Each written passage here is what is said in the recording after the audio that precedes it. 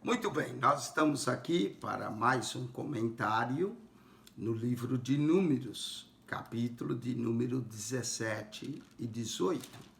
O livro de Números possui 36 capítulos, 1288 versos, é o segundo maior livro do Pentateuco e nos conta a história do povo no deserto, o tempo que eles passaram, 39 anos, principalmente de Cádiz, até entrar na terra prometida.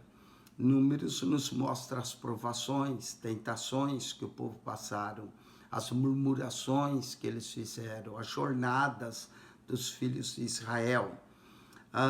No capítulo 16, nós vimos que Coré, que era coatita, se levantou contra a autoridade de Arão e de Moisés, e juntou-se com ele descendentes dos filhos de Rubem, Datã e Abirão, que também tinham suas tendas para o sul, e nessa rebelião morreram 250 mil homens, 250 homens, perdão, 250 mil, 250 homens morreram nessa rebelião, mas no outro dia eles continuam a rebelião, acusando Moisés de ter matado aqueles homens, murmuraram, e aí morre mais, 14.700 morreram por causa de Corá, dessa rebelião. 14.700 através de uma praga, que quando Arão vai e faz expiação pelo pecado do povo.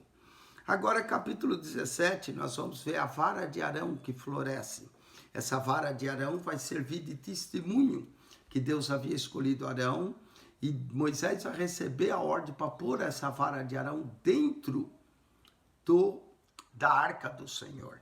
Então, dentro da arca estava a tábua dos 10 mandamentos. A tábua dos 10 mandamentos tinha um gomer de maná, como testemunho que Deus deu maná por 40 anos. E agora a vara de Arão que floresce vai para dentro da arca do Senhor. Vamos ver essa história muito interessante, capítulo 17 de Números. Então falou o Senhor a Moisés, e sim, toda vez que falou o Senhor a Moisés, introduz uma nova sessão. Fala aos filhos de Israel e toma deles uma vara para cada casa paterna de todos os seus príncipes. Então todos os príncipes deveriam tomar uma vara. Segundo a casa de seus pais, 12 varas. Escreverá o nome de cada um sobre sua vara. Então eles iam pegar varas, não é? E iam escrever o nome, Judá, Rubem, Levi, cada uma dessas varas ia ser posta. E as porá na tenda da congregação perante o testemunho, onde eu virei a voz. Eles iam pôr na tenda da congregação, lá dentro, perante o testemunho, onde o Senhor falava. Lembra que o Senhor falava com Moisés no meio dos querubins. E porá, e será que a vara do homem que eu tiver escolhido, eles iam pegar várias secas, iam pôr, a vara do homem que eu tiver escolhido florescerá assim. Farei cessar a murmuração dos filhos de Israel contra mim, com quem murmuram contra vós. A murmuração era, por que Moisés? Por que Arão? Tem que ter uma razão. Será que foi Deus mesmo que escolheu? Ou Moisés está usando de favoritismo, colocando o irmão dele? Então, eles pegaram 12 varas, colocaram, inclusive a vara de Arão, escrito tribo Levi, para cada tribo tinha um nome na vara. Falou, pois, Moisés aos filhos de Israel e a todos os seus maiorais, e deram cada um uma vara, para cada maioral uma vara, segundo a casa de seus pais, 12 varas, e a vara de Arão estava entre as suas varas. Então tinha lá a vara da tribo Levi, a vara da tribo de Rubem, da tribo de Efraim, da tribo de Manassés, da tribo de Gad, de Naftali, de Aser, todas elas foram colocadas ali com o nome. E Moisés pôs essas varas perante o Senhor na tenda do testemunho. As varas estava escrito o nome. Sucedeu, pois, que no dia seguinte Moisés entrou na tenda do testemunho, e eis que a vara de Arão, pela casa de Levi, florescia, porque produzia flores e brotava renovos e dera amêndoas. Essas varas eram a vara de amendoeira. Elas foram cortadas, não tinha flor, foram postas ali, mas aí no dia seguinte a vara de Arão floresceu. Não só a vara florescia, produzia flores e brotava renovos e dera amêndoas. Então aconteceu 4 coisas na vara de Arão. Floresceu, aqui dá uma mensagem para pregadores. A vara floresceu, a vara produziu flores, a vara brotou renovos saíam da vara e dera amêndoas, não é? Ela frutificou, floresceu e frutificou. E é isso que a vida do crente deve ser. O crente deve florescer, o crente deve produzir flores, não é? Flores são outros crentes, deve brotar renovos, e o crente tem que passar por renovo, e dera amêndoas, dera fruto. Então Moisés trouxe todas as varas diante do Senhor, e todos os filhos de Israel, eles viram e tomaram cada um a sua vara. A vara dos outros estava seca, não tinha dado nada, conforme tomaram a vara. Mas a vara de Arão havia florescido, não é? E viram e tomaram cada um a sua vara. Viram que a vara de Arão havia florescido. Então o Senhor disse a Moisés: torna a pôr a vara de Arão perante o testemunho. O testemunho é a arca do testemunho, para que se guarde por sinal para os filhos rebeldes, assim. Então põe lá a vara, para que se guarde por sinal para os filhos rebeldes. Assim farás acabar suas murmurações contra mim e não morrerão. Porque se o povo continuasse murmurando, ia acabar morrendo quase todos, né? E Moisés fez assim, como lhe ordenara o Senhor, assim fez. Então falaram os filhos de Israel a Moisés, dizendo: eis aqui nós perecemos, nós perecemos todos.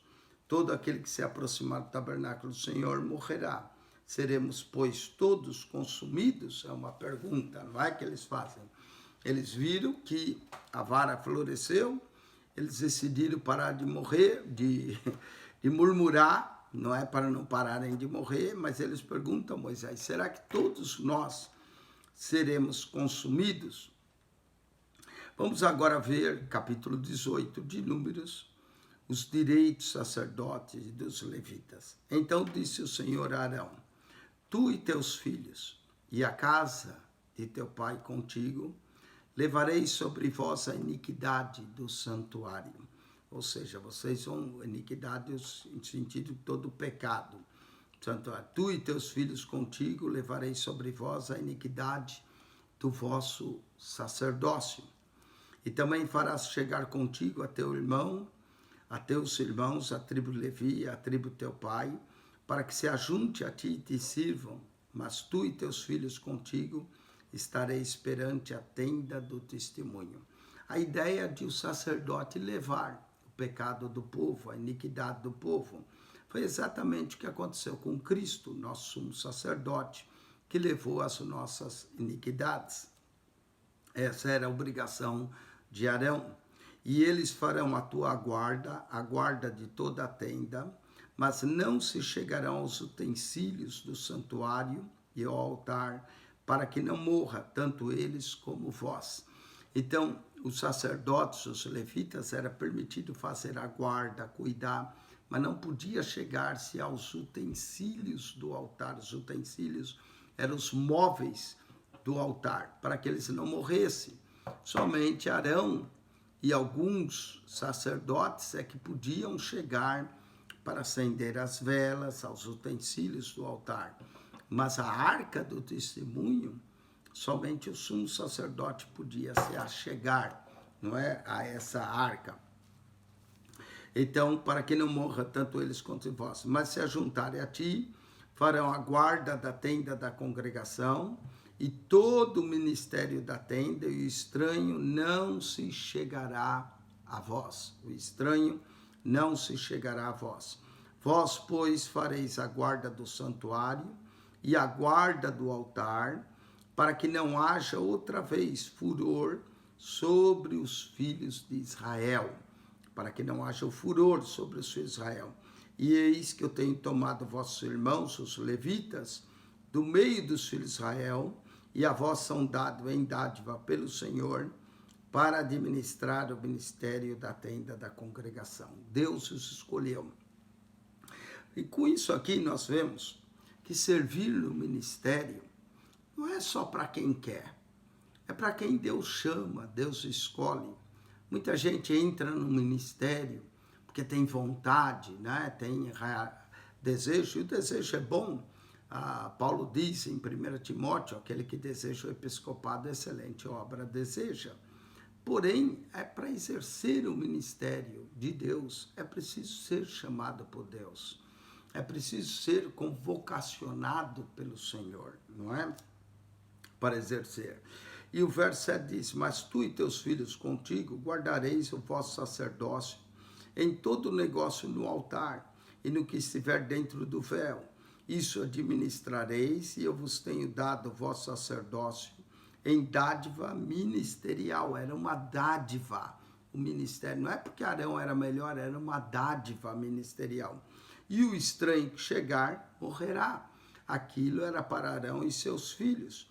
Disse mais o Senhor Arão, e eis que eu tenho dado a guarda das minhas ofertas alçadas, com todas as coisas santas dos filhos de Israel, por causa da unção, as tenho dado a ti e a teus filhos por estatuto perpétuo. Era por causa da unção. Note que era chamado, era consagrado, santificado e ungido quem exercia o ministério, não é?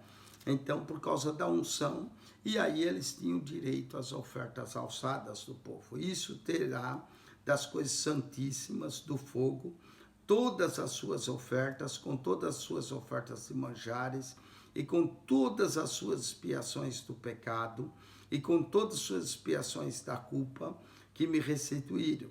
Elas serão coisas santíssimas para ti e para os teus filhos.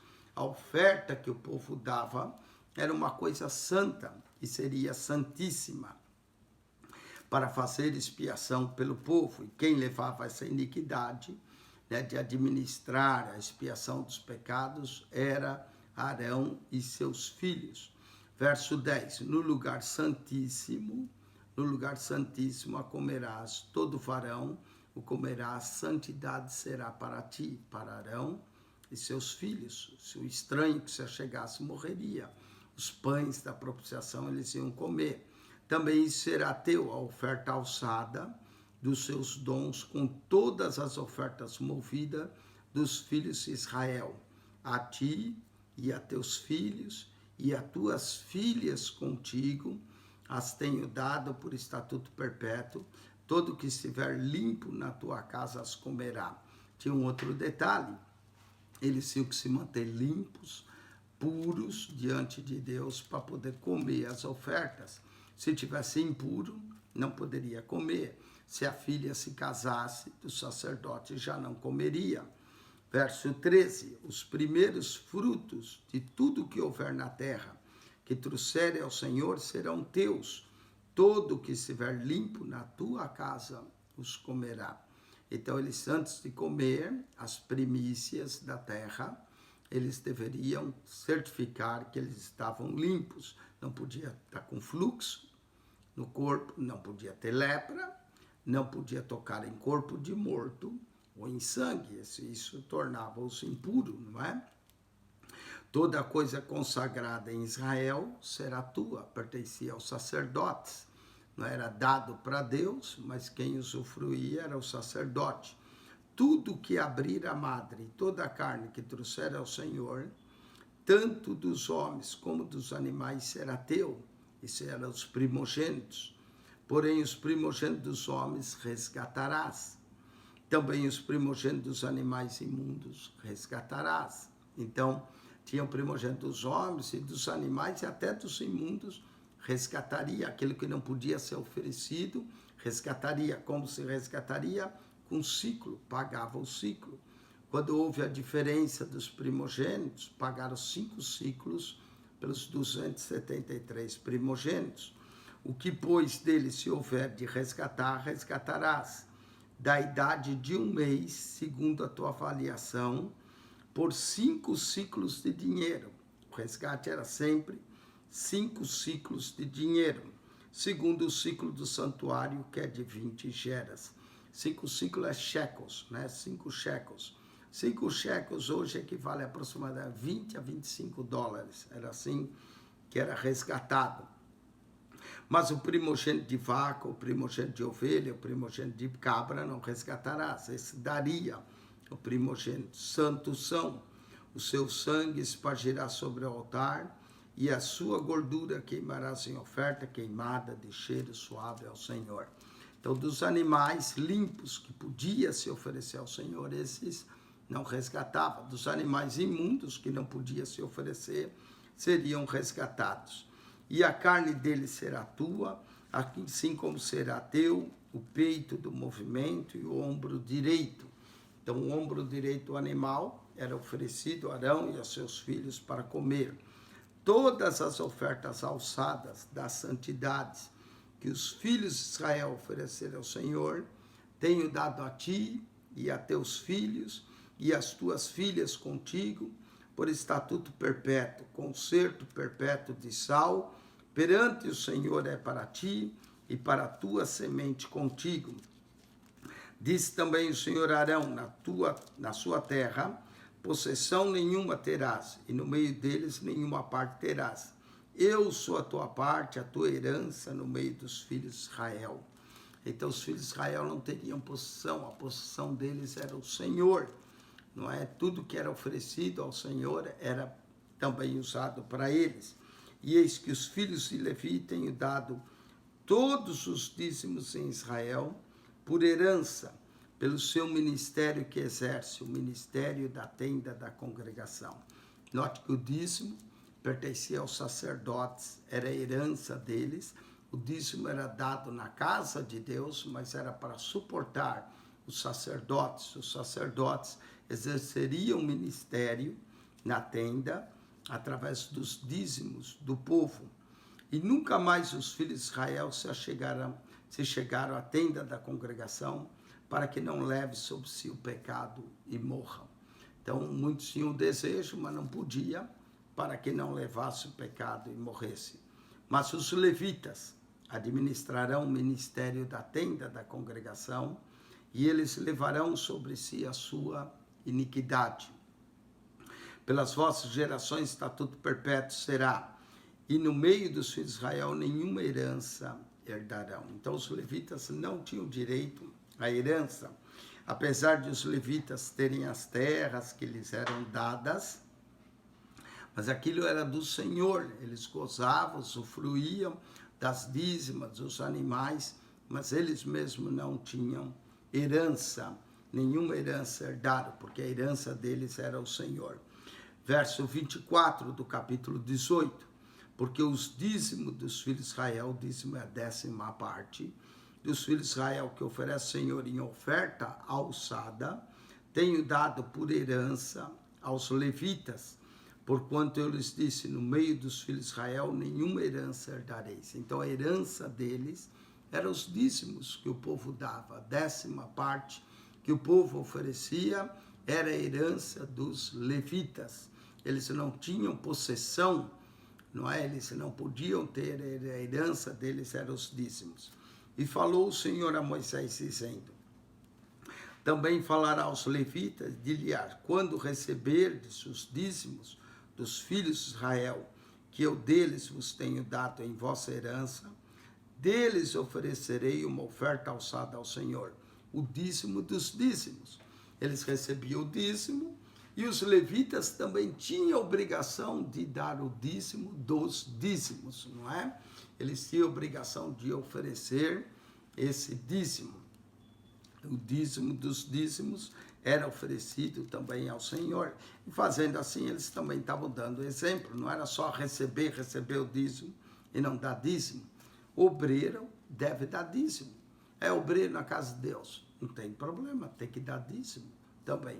Dízimo dos dízimos que ele recebe pertence ao Senhor. E contar-se-á a vossa oferta alçada como grão de eira e com a plenitude do largar. Então, eles normalmente, como não tinha o shekel, que era o ciclo do santuário, mas também eles davam dos grãos, eles davam do lagar, da plenitude do lagar, das uvas, tudo isso era oferecido ao Senhor, e assim havia mantimento. Assim também oferecereis ao Senhor uma oferta alçada de todos os vossos dízimos que receberdes dos filhos de Israel. Dele dareis a oferta alçada ao Senhor, Arão, o sacerdote. Então, todos os levitas que recebiam os dízimos, também entregavam os dízimos dos dízimos a Arão, o sacerdote. De todos os vossos dons, oferecereis toda oferta alçada ao Senhor, do melhor deles, a sua santa parte. O dízimo era santo, não era dedicado e consagrado ao Senhor, assim como o dízimo é santo hoje, dedicado e consagrado ao Senhor. Dir-lhe-ás, pois, quando oferecerdes o melhor deles, como novidade da eira, ou como novidade do lagar, a novidade da eira era o trigo, a novidade do lagar era a uva, a vide, se contará aos levitas, era contado, e comerão em todo lugar, vós e a vossa casa, porque o vosso galardão é pelo vosso ministério na tenda da congregação. Era a recompensa que eles recebiam por ministrar na tenda da congregação. Pelo que não lavareis sobre vós o pecado, quando deles oferecerdes o melhor, e não profanareis as coisas santas dos filhos de Israel, para que não morrais. Eles tinham a responsabilidade de não profanar as coisas santas que os filhos de Israel dedicavam. Porque se o sacerdote ou levita profanasse aquelas coisas, eles também morriam. A pena para o pecado, principalmente o pecado da profanação das coisas santas, era a morte. Não havia aqui expiação por esse pecado. Deus não aceita que as suas coisas sejam profanadas. Ele é um Deus santo. As coisas que se oferecem a Deus são santas. E qualquer que profana qualquer das coisas santas ou profanava, morria naquela época, não é?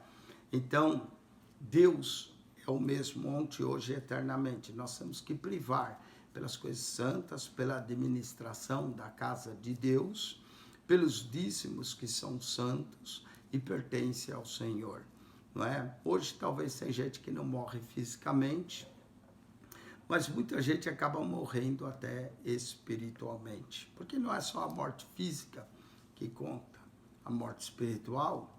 E a segunda morte é a pior de todas, que é a separação eterna de Deus. Que nós possamos vigiar, nos guardar, que esse texto sirva também de exemplo para nós, pois é a palavra de Deus. Eu sei que muitas coisas se aplicavam aos levitas, mas alguns princípios, principalmente do dízimo, o princípio da administração do dízimo, continua válido nos nossos dias.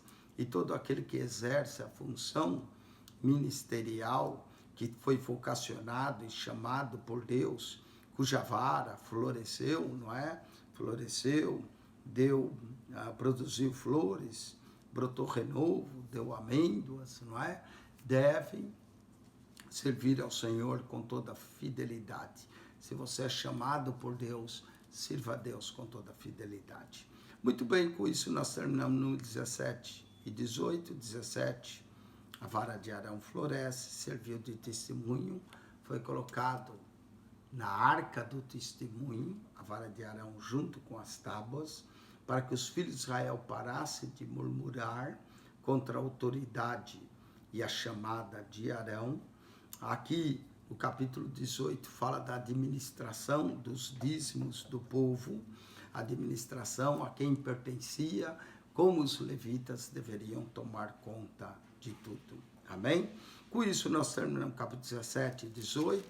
Volte para assistir o comentário no capítulo 19 e 20 do livro de Números. Eu espero que você esteja gostando desse comentário, e se tem sido bênção, que você compartilhe com amigos, com crentes, com outros, para que eles possam também ouvir o comentário bíblico, estudarem, talvez alguma coisa aqui que a gente fala desperta a sua atenção para investigar mais e estudar. Quem esteve convosco, pastor Eugênio Piacentini. Que a graça de nosso Senhor e Salvador Jesus seja com todos, o amor de Deus, nosso Pai, e a comunhão do Espírito Santo. Deus vos abençoe em Cristo Jesus. Amém.